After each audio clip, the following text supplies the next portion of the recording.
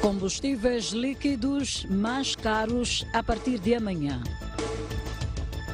Presidente da República promove oficiais provenientes da Renamo.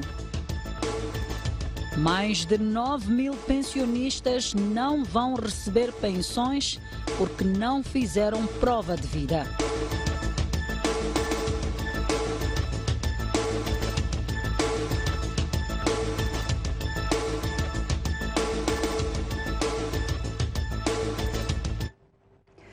Boa noite. O combustível passa a custar mais caro a partir de amanhã. O preço da gasolina aumentou cerca de 3 meticais, o que significa que passa a ser 69,53 meticais o litro.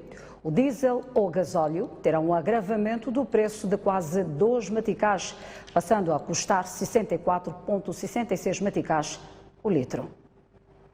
O governo anunciou esta quarta-feira o agravamento dos preços de combustíveis, com destaque para a gasolina, gasóleo e gás de cozinha. Os preços do petróleo de iluminação e gás veicular não sofrem alteração. Isto é, o petróleo de iluminação continua a custar 50,33 meticais e o gás veicular mantém-se nos 31,97 meticais. Vamos por partes. A gasolina, que atualmente custa 66,59 meticais, passa a custar a partir desta quinta-feira 69,53 meticais, um aumento de cerca de 3 meticais. Já o gasóleo passa a custar 64,66 meticais, um agravamento de quase 2 meticais em relação ao preço atual. O gás de cozinha não escapou dos aumentos.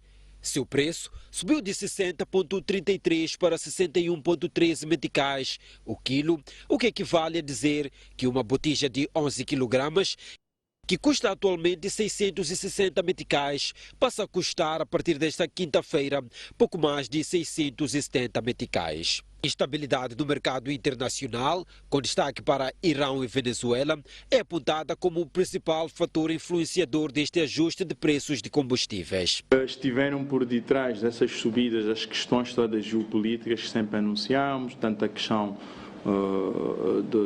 da crise do Irão, da crise na Venezuela, as crises todas de produção que acabaram impactando tanto no preço, e tivemos nos meses de maio o baril já desde 2014 atingir a fasquia dos $80. Com o agravamento dos preços, o executivo espera evitar ruptura de estoque de combustíveis no mercado doméstico ao longo dos próximos meses. E a STV ouviu alguns automobilistas em torno da subida dos preços de combustíveis. É uma notícia que poderá acompanhar ainda neste jornal. Por ora, o Presidente da República promoveu hoje, em despachos presidenciais separados, 4 oficiais provenientes da Renamo. Trata-se do Coronel Xavier António, ao posto de Brigadeiro, Coronel Araújo Aderiro, ao posto de Brigadeiro, e o Capitão de Mar e Guerra, Inácio Luís Vaz, ao posto de Comodoro. Num outro despacho, Filipe Nunes promoveu o Capitão de Mar e Guerra, Ibrahim Lássimo Abibo, ao posto de Comodoro. Ainda hoje, o chefe de Estado anunciou a criação de 4 equipas que vão trabalhar no processo de desmilitarização e integração da Renamo nas Forças de Defesa e Segurança. Filipe Nunes explicou as atribuições e a composição de cada equipa. As comissões começaram as suas atividades de imediato. No âmbito do memorando de entendimento com a Renamo sobre os assuntos militares, especificamente sobre o processo de desmobilização, desarmamento, reintegração dos homens armados daquele partido, o Presidente da República anunciou esta quarta-feira a criação de equipas que vão trabalhar no processo. Cada uma das equipas serão integradas por representantes do Governo e da Renamo, a saber, Comissão de Assuntos Militares, representantes do Governo, Major-General Eugênio Ceni Mussa, Primeiro Adjunto de Comissário Paulo Cachine e Tenente-Coronel Manuela de Oliveira Macembuse. Representantes da Renamo, André Joaquim Magibiri, Leo Velgido Buanancasso e Antônio Augusto Eduardo Namburete. A Comissão dos Assuntos Militares terá, entre outras a seguinte missão: fazer o planeamento das atividades com vista a assegurar a supervisão e a implementação do documento do consenso entre as partes, assegurar a cessação definitiva das hostilidades militares, propor medidas para prevenir e investigar possíveis violações ou infrações. Terá também como missão assegurar o desarmamento, desmobilização e reintegração dos homens armados da RENAMO. Grupo Técnico Conjunto para o enquadramento nas FADM e na PRM. Tem como representantes do governo o Brigadeiro Luciano Amando Soares Barbosa, o Coronel Fidelino Rajabo Anselmo e representantes da RENAMO, Brigadeiro David Roai Coriássimo Nongoro, Coronel Araújo Andeiro Maciano. O Grupo Técnico Conjunto de Enquadramento vai, para além de cumprir o cronograma de enquadramento de oficiais oriundos da RENAMO, estudar e avaliar os processos individuais dos oficiais da RENAMO constantes nas listas apresentadas, a formação ou adequação dos oficiais acima referidos. Grupo Técnico Conjunto para o Desarmamento, Desmobilização e Reintegração. Representantes do governo, o Brigadeiro Anastácio Zaqueu Barassa e Tenente Coronel Gabriel Macha. Representantes da RENAMO, o Brigadeiro Joséfo Isaías de Souza e Tenente Coronel Evaristo Massave. O Grupo Técnico Conjunto de Desarmamento, Desmobilização e Reintegração terá as seguintes tarefas principais: elaborar o plano de atividades e o cronograma da implementação do desarmamento, desmobilização e reintegração.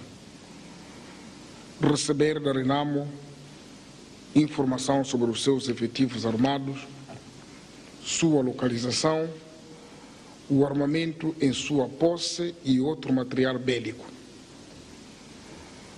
Proceder a inquéritos e entrevistas para identificar as opções dos beneficiários em função das quais possa recomendar os moldes de reintegração socioeconômica dos elementos da RENAMO.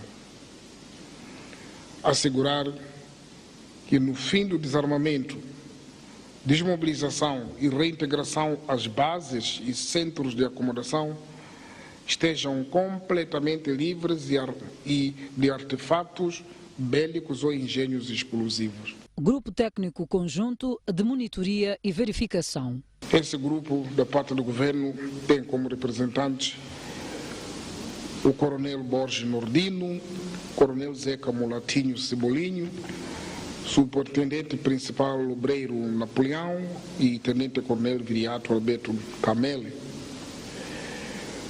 Como representantes da RENAMO, o Coronel João Johnny Buca, Tenente Coronel Brito Caetano Colete, Major Carlos Esquinar Chumbo e Capitão Augusto Martinho Paiua.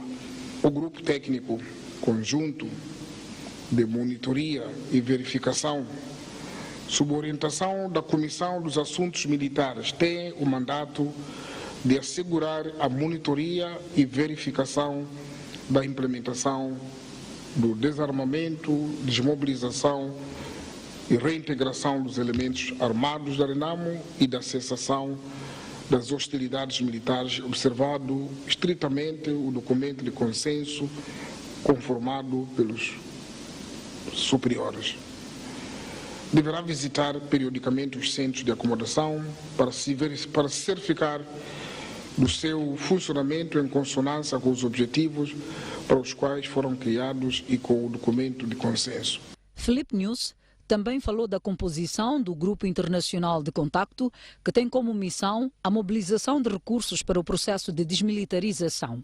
Composto por embaixadores da Suíça, presidente, Estados Unidos da América, vice-presidente, integrando ainda os embaixadores da União Europeia, República Popular da China, República do Botsuana, Reino Unido e Noruega, continuará a dar a sua assistência, sobretudo nesta fase crucial de angariação de recursos para a concretização do processo de desarmamento, desmobilização e reintegração.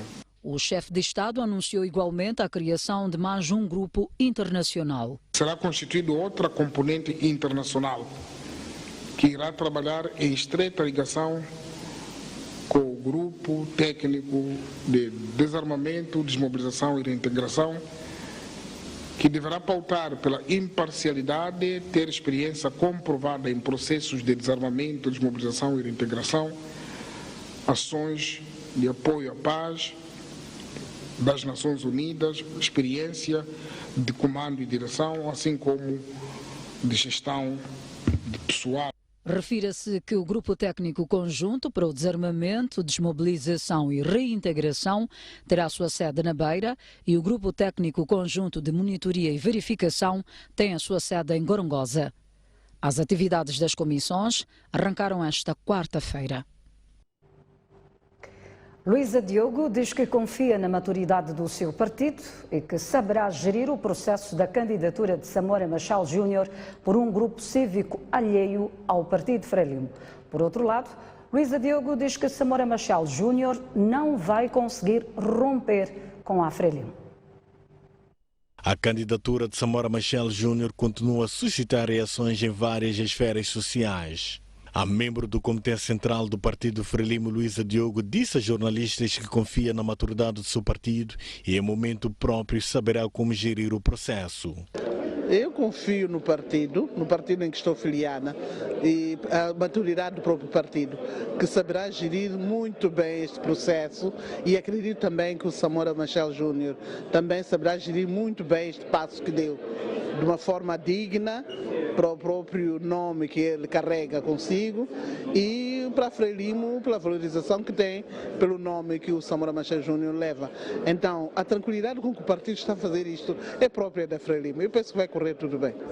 Por outro lado, Luísa Diogo diz que Samora Machel Júnior não vai conseguir romper com a Frelimo. Pela sua natureza, ele não vai conseguir romper, porque romper com a Frelimo para ele é romper com o nome Samora Machel. São nomes muito intrínsecos, vivem dentro de si. Portanto, são momentos de vida cujos passos algumas pessoas dão, né? Mas eu encaro com muita tranquilidade, sem tanta agitação. E confio que o partido saberá gerir muito bem através do diálogo com esta pessoa, com este jovem, que não é tão jovem assim, é uma pessoa já de mais de 40 anos, então saberá fazer as coisas. Para Luísa Diogo, este assunto não vai comprometer as relações existentes entre a Frelimo e a família Machel. E a entrada de Samora Machel Júnior na corrida para as eleições autárquicas vai baralhar a tendência de voto e vai significar uma nova era para a democracia do país, segundo analistas que participaram ontem do programa Linha Aberta. Eu acho que a entrada na corrida eleitoral de Samora Machel Júnior pôs de pernas para o ar todos os vaticínios eleitorais iniciais. Ou seja, Samora Machel Júnior não é só o candidato da juventude, ele é também o candidato de setores extremamente importantes dentro da Frelimo, setores históricos com um grande peso dentro da Frelimo e que, portanto, exercem esta pressão quase de encostar este jovem à parede, a dizer: tu vais mesmo avançar. Eu penso que isto vai dar uma outra dinâmica. É um momento histórico para mim extremamente interessante na nossa democracia, sobretudo a nível das autarquias, que demonstra que, de uma certa forma, vamos avançar para uma nova etapa em que os partidos que quiserem vencer têm que, de facto, reinventar. Embora ele não seja carismático, né? Mas, entretanto, o seu nome, a sua proveniência, a sua originalidade, então já diz muita coisa. E catapulta, portanto, aqueles grupos conservadores, aqueles grupos que defendem a honestidade de uma sociedade, portanto, aquela que foi nos primeiros anos da independência. No mesmo programa, os analistas disseram que a forma como foram eleitos os cabeças de lista não foi democrática, até porque em todos os partidos há figuras que não são do agrado das bases. É verdade que houve algum exercício, né, de auscultação, algum exercício de dar voz, portanto, às bases, só que não foi no verdadeiro sentido do termo. Aquilo que se convencionou chamar a democracia interna dos partidos, esses princípios foram completamente pontapeados. Temos grupos específicos como grupos das mulheres. Nós, como MD, fizemos um estudo e reparamos que no que diz respeito ao posicionamento das mulheres nas listas dos partidos políticos, tomando em consideração que o posicionamento também importa bastante, não lhes tem sido favorável para ter acesso aos lugares cimeiros. João Ferreira foi apresentado publicamente esta quarta-feira como cabeça de lista do Partido Frelimo para o Conselho Autárquico de Chimoio. É desta forma que a Frelimo, através da primeira secretária desta formação política em Manica, apresentou João Gomes Ferreira como seu cabeça de lista para Chimoio. Falando a centenas de cidadãos, membros e simpatizantes do partido que acorreram ao local da cerimônia, Ana Chapo vincou que Ferreira é figura ideal para dirigir os destinos daquela cidade. Ele é uma pessoa muito social, ele é uma pessoa que sempre valoriza o próximo, então ele tem uma educação social muito boa, que ajuda a ter carisma e conseguir conquistar o coração dos nossos munícipes. E nós, com o camarada João Gomes Ferreira, temos certeza que a vitória da Frelimo aqui está feita. Por seu turno, Ferreira promete, em caso de vitória que a Frelimo já canta, trabalhar para o bem-estar dos munícipes de Chimoio. Eu fui proposto por toda a população, por toda a base, portanto é não desiludir o povo e trabalhar para o povo conforme o que sempre a Frelimo tem feito. Foi o que fez, o que faz e o que há de continuar a fazer. Então vamos desenvolver todas as atividades que estavam a ser feitas pelo antecessor e vamos dar continuidade ao trabalho para o bem do nosso povo. João Ferreira, de 44 anos de idade, casado e pai de 2 filhos, é empresário do ramo de construção civil, formado em engenharia civil e docente da Universidade Católica de Moçambique.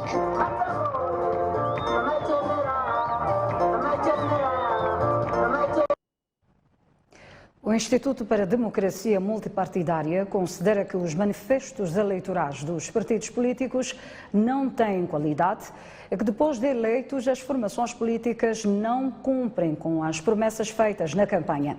Entretanto, alguns partidos discordam da conclusão. Quando faltam alguns meses para o arranque das eleições autárquicas, partidos políticos e sociedade civil reuniram-se na manhã desta quarta-feira em Maputo para debater sobre os desafios e perspectivas para o processo eleitoral. À margem do evento, o Instituto para a Democracia Multipartidária criticou o incumprimento de promessas eleitorais partidárias. A nossa perspectiva é que para as campanhas vindouras tenhamos campanhas baseadas em mensagens concretas, em manifestos de qualidade que vão de encontro com o cidadão. E devo dizer que dos cenários passados fomos verificando que o conteúdo dos manifestos não coaduna com aquilo que são as aspirações do cidadão. O posicionamento não reúne consensos de alguns partidos políticos que dizem estar a cumprir os seus manifestos eleitorais. Quem não está a cumprir as promessas de governação nos locais onde o MDM está a governar, vai verificar de que nós, de fato, trouxemos certa qualidade na vida dos munícipes. Recorde-se que 18 partidos submeteram candidaturas dos seus proponentes para as eleições autárquicas de 10 de outubro. Recuperamos a notícia na qual automobilistas ouvidos pela STV consideram que a subida dos preços de combustíveis é exagerada, que vai complicar as contas das suas famílias. Por outro lado, os transportadores semicoletivos dizem que tornou-se mais difícil atingir as receitas e as condições de transporte podem piorar. Uns dizem é sufocante e outros consideram É complicado. O certo é que os automobilistas não gostaram da subida do preço e dizem que o maior prejudicado da situação toda poderão ser as suas famílias. Este automobilista chama-se Faruqi e diz que abastece em média 50 litros de gasolina em 2 semanas, equivalentes a cerca de 3.300 meticais. Ou seja, atualmente gasta por mês em média 6.600 meticais. Com o agravamento, o litro da gasolina passa a custar 69,5 meticais. O que significa que Faruqi deverá gastar 6.950 meticais, mais 350 do que gastava antes. O custo do combustível já está a tirar algum valor que poderia sustentar a minha família. Ou terei que parar com o carro, para andar do autocarro, para também conseguir suportar a minha família. Este automobilista também não gostou da nova tabela dos preços de combustíveis. Num só ano já subiram umas 2 ou 3 vezes. Subida de combustível. Os transportadores semicoletivos também são afetados pelas tabelas, sendo que, na sua maioria, usam o gasóleo, que passou de 62,9 para 64,66 meticais. Para estes, a preocupação é a receita diária e, para manter o trabalho, esperam a compensação dos seus patrões. Acho que os bois, temos que falar com nossos bois para mandarem descer a receita. Já resta saber se o dono do carro vai subir a receita ou não. Os transportadores garantem que, para todos os efeitos, vão manter as suas atividades. Com esta notícia vamos fazer uma curta pausa. Voltaremos dentro de instantes com mais informação. Até já.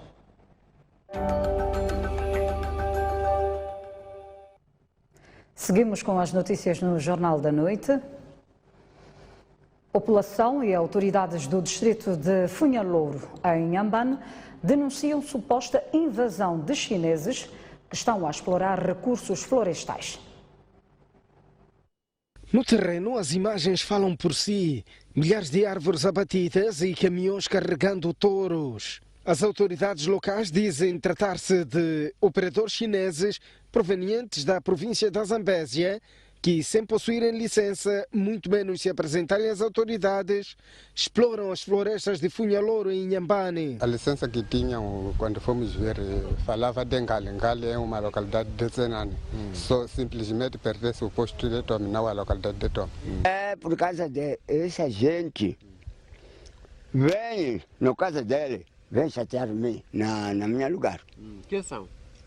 É chinesa, é roubar, sabe como é. A situação está a tirar negócio aos exploradores locais que estão devidamente licenciados. Desconhecidos que apareceram e não sei de que origem são, mas aparentam serem chineses e invadiram a área. Os furtivos são também acusados de maus tratos aos seus trabalhadores. Trabalho muito esforçado. Sim, até alguns do nosso grupo tentaram um mecanismo para devolver para casa. Mas o patrão até agora não consegue mesmo nos dar salário. Passamos já 3 dias a comer com chima com sal. Ao se aperceberem da presença da imprensa no local, os exploradores ilegais de madeira abandonaram o local. Mais de 600 arguidos foram condenados e acima de 200 tirados das cadeias nacionais, graças à segunda fase de julgamentos em campanha. A iniciativa foi promovida em junho pelo Ministério da Justiça, Assuntos Constitucionais e Religiosos, em 7 províncias. Com um orçamento geral de 16 milhões de meticais, os julgamentos em campanha visavam dar maior celeridade aos processos estagnados de crimes considerados leves ou menos difíceis.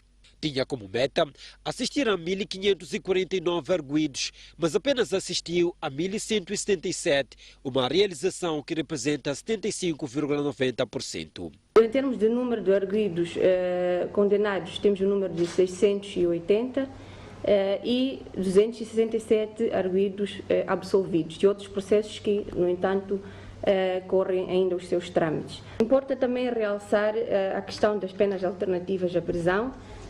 Neste caso, destaca-se a província de Niassa, que aplicou esta medida a 47 arguidos.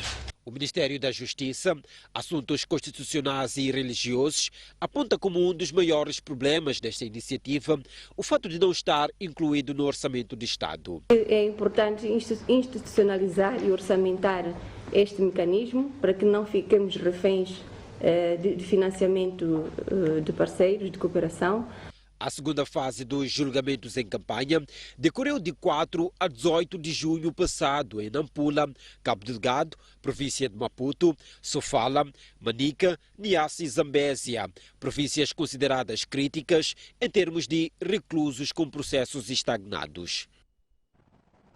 Mais de 9 mil pensionistas do Sistema de Segurança Social faltaram à prova anual de vida realizada entre os dias 26 de abril e 26 de julho deste ano em todo o país.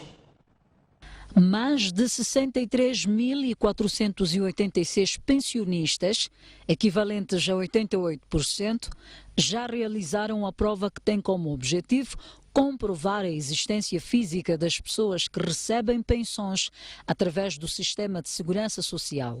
Dando seguimento ao caso, o Instituto Nacional de Segurança Social suspendeu o pagamento das pensões dos 9.052 pensionistas que faltaram à prova anual de vida. Com a suspensão, os pensionistas faltosos deixam de receber os respectivos valores de pensões a partir deste mês até a regularização da sua situação. Os pensionistas que não justificarem sua ausência no prazo de 6 meses, contados a partir do mês da suspensão da pensão, não terão direito ao pagamento retroativo do referido período, informa em comunicado de imprensa o INSS. Na verdade, estes prazos estão previstos no Regulamento de Segurança Social obrigatório em vigor. A prova de vida abrange titulares de pensões de velhice, de invalidez e de sobrevivência, viúvos e filhos menores de 18 anos ou com idade até 25 anos, desde que estejam a frequentar o ensino médio ou superior, respectivamente. Barclays reinaugurou esta quarta-feira mais uma agência na cidade de Maputo. A PCA da instituição, Luísa Diogo, diz que a unidade bancária traz para o mercado soluções inovadoras ao nível de produtos e serviços. A presidente do Conselho de Administração do Barclays Moçambique, Luísa Diogo, dirigiu esta quarta-feira a cerimônia de reinauguração desta agência na cidade de Maputo. Segundo Diogo, a entidade bancária pretende reforçar a sua aposta num serviço ao cliente eficiente e inovador. Não é uma simples reinauguração, é um reconfirmar do nosso compromisso com os clientes do Barclays Bank. É um reafirmar e uma mensagem de servir, que nós queremos fazer cada vez melhor o trabalho que eles nos dão para fazer. Então, não é uma simples inauguração, é uma celebração de uma caminhada. Quando fazemos uma longa caminhada, há momentos que devemos parar e refletir e celebrar. Então, neste momento, paramos por meia hora, que foi o tempo que nós consignamos a este espaço de inauguração, para podermos celebrar convosco, celebrar com os clientes, celebrar com os trabalhadores desta agência e outros, de que o Barclays veio para ficar em Moçambique. Por seu turno, o administrador delegado do banco disse que esta reinauguração evidencia a preocupação que a instituição tem com os clientes. Trazemos aqui hoje, como já fizemos noutras agências e vamos continuar a fazer por esse país fora, a modernidade, a inovação, a tecnologia e, acima de tudo, um espaço que pretende dar a comodidade e o conforto aos nossos clientes que eles procuram. Cada vez mais operamos em espaços amplos, em espaços fáceis e em que o cliente tem que se sentir em casa. E, portanto, podem ver à vossa volta um conjunto de inovações que temos vindo a introduzir em todas as agências, precisamente nesse sentido. A cerimônia de reinauguração contou com a presença dos funcionários do banco, representantes do Conselho de Administração, entre outros convidados. As escoltadas 10 e 11, localizadas no distrito de Marromeu, na província de Sofala, receberam nos últimos 2 meses um total de 24 leões para o repovoamento. A operação, que custou mais de 1 milhão de meticais, visa, por outro lado, galvanizar o turismo naquela região.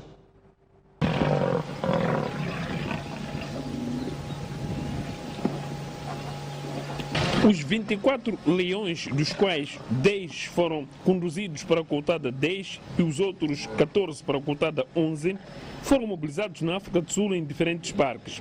A translocação dos mesmos foi por via aérea, considerada a maior operação de translocação de leões alguma vez realizada em África. Após um período de quarentena nas referidas coutadas, os animais foram soltos gradualmente e nesta terça-feira os últimos 9 foram colocados no seu habitat natural. Dos 24 leões, 18 são fêmeas e os restantes machos. A aposta nestes animais visa equilibrar o ecossistema e tornar estas áreas mais atrativas para o turismo. Estamos na Coutada 11. A orientação é que devemos falar em voz muito baixa, que é para não importunar aqueles leões. Nós trabalhamos aqui há muitos anos. Nós há 20 anos, há mais de 20 anos que nós na Coutada 11 e os nossos vizinhos nas Coutadas 10 e 14 fazemos um trabalho muito importante de conservação do meio ambiente, conservação dos habitats, a conservação da fauna bravia, e então os números estão a crescer. E é preciso que na natureza haja um equilíbrio. Estes animais, se crescessem indefinidamente, no limite daqui a 20, 30 anos não haveria pasto suficiente para todos. Então é preciso introduzir, dentro da lógica da natureza, os carnívoros, para que os carnívoros mantenham a população dos antílopes sobre um determinado controle. Para nós é um grande orgulho e uma grande alegria para o distrito, porque este fenômeno tanto vai relançar o turismo sinergético aqui na Coutada 11. A translocação destes leões só foi possível com o apoio de uma família norte-americana que assumiu os encargos financeiros avaliados em cerca de $1 milhão. Dos 24 animais, 15 têm colares satélites para sua monitoria. A iniciativa de repovoar as Coutadas 10 e 11 com leões pertence à Zambeza Delta Safaris. Nas notícias internacionais, finalmente, Malta abriu o porto para receber 141 migrantes africanos que estavam a bordo do navio Aquarius há mais de 2 dias. A decisão foi tomada sob a promessa dos migrantes serem divididos pelos países europeus. É o fim da longa espera dos 141 migrantes africanos do navio Aquarius. Finalmente, as portas do porto de Malta foram abertas para acolher os migrantes que ficaram no mar por mais de 2 dias. O governo de Malta tomou a decisão depois de Portugal, Espanha, Luxemburgo e França terem aceito receber uma parte dos 141 migrantes. Portugal disponibilizou-se a acolher 30 migrantes e Espanha aceita receber mais 60. A crise de migração na Europa data de 2015 e ainda não se tem uma solução definitiva para o problema. A Itália, que é um dos países europeus geograficamente mais próximos da Líbia, desde que ficou sob direção do governo de um partido populista, tem mostrado resistência em acolher novos migrantes que muitas vezes fogem à pobreza e conflitos nos seus países de origem. Vamos ao intervalo. Mas antes, já a previsão do estado de tempo para as próximas 24 horas. Começamos mesmo pela zona sul. Maputo poderá registrar uma temperatura máxima de 31 graus e uma mínima de 18. Xaixai poderá registrar uma temperatura máxima de 30 graus e uma mínima de 18. Para Inhambana, espera-se uma temperatura máxima de 28 graus e uma mínima de 20. Para a zona centro do país, Beira poderá registrar uma temperatura máxima de 28 graus e uma mínima de 19. Chimoio espera-se uma temperatura máxima de 29 graus e uma mínima de 14. Para Tete espera-se uma temperatura máxima de 34 graus e uma mínima de 18. Climane poderá atingir 30 graus de máxima e 19 de mínima. Já para a zona norte do país, Nampula poderá registrar uma temperatura máxima de 29 graus e uma mínima de 17. Para Pemba, 29 graus de máxima, 20 de mínima. E por fim, Lexinga poderá atingir uma temperatura máxima de 25 graus e uma mínima de 12. Até já.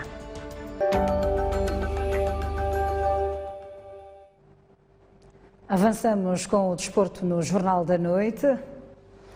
O Ferroviário de Maputo venceu hoje a UP de Manica por 1-0, jogo em atraso da 21ª jornada do Moçambola 2018. Com esta vitória, os locomotivas da capital isolam-se na tabela classificativa com 41 pontos. Da Universidade Pedagógica de... Entrou forte a equipa forasteira, que aos 5 minutos desenhou-se a jogada de ataque, que esbarrou na defesa e na recarga. Martinho fez o remate desenquadrado. O Ferroviário de Maputo respondeu aos 15 minutos nessa jogada bem desenhada, mas Mário rematou ao lado da baliza de Eiton.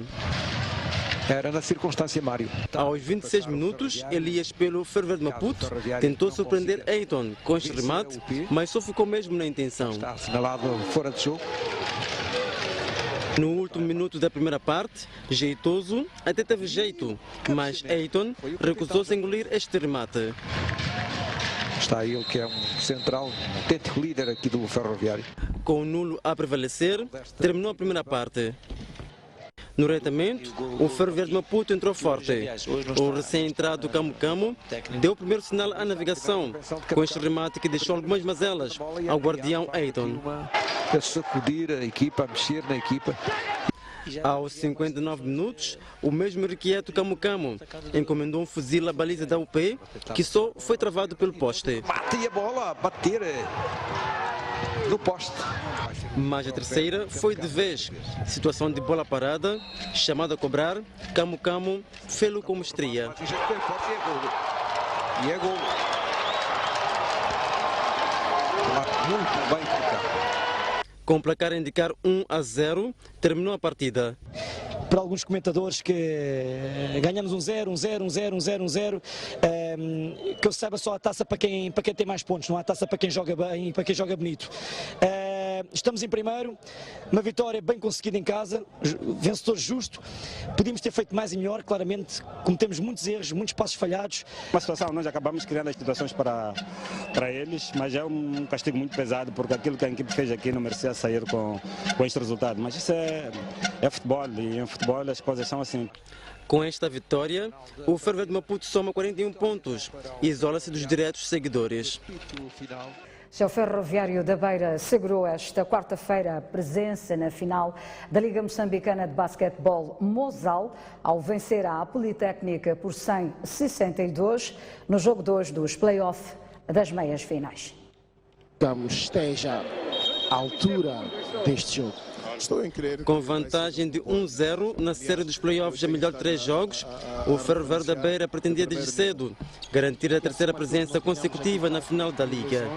Daí que não facilitou ter entrado com uma defesa homem a homem forte. Ainda que disputar o terceiro e o quarto, e a equipa que ganhar terá... Ofensivamente, abordou melhor o jogo, controlando o primeiro quarto, etapa que venceu por 30-18. No segundo quarto, Nazi Saleh fez alternâncias, passando por uma defesa da zona 2-3, criando crise de raciocínio à Politécnica. E foi intervalo a vencer por 51-30.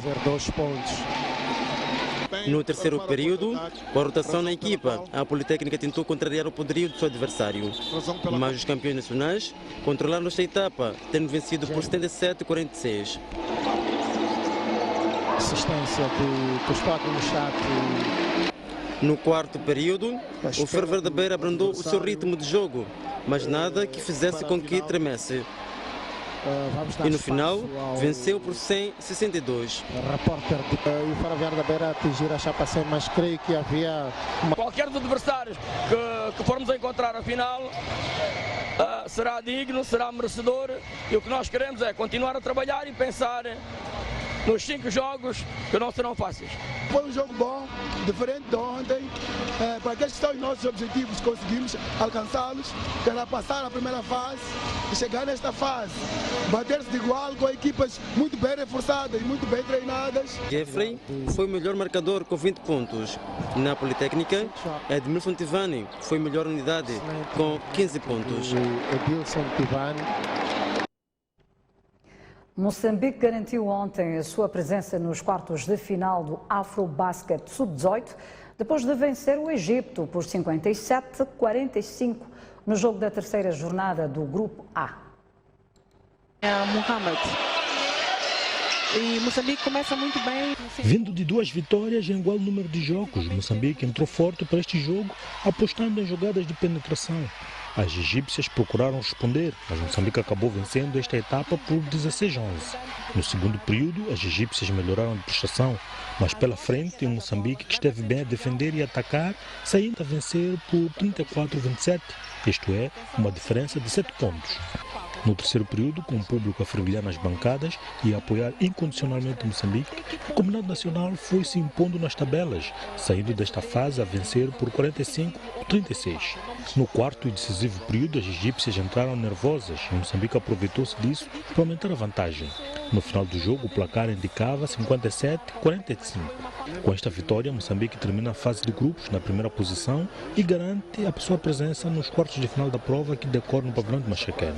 Outro jogo do grupo A, a seleção do Ruanda venceu a formação de Cabo Verde por 57-32. Moçambique segue no Afrobasket Sub-18 e o Jornal da Noite fica por aqui. Grata pela atenção dispensada. Boa noite.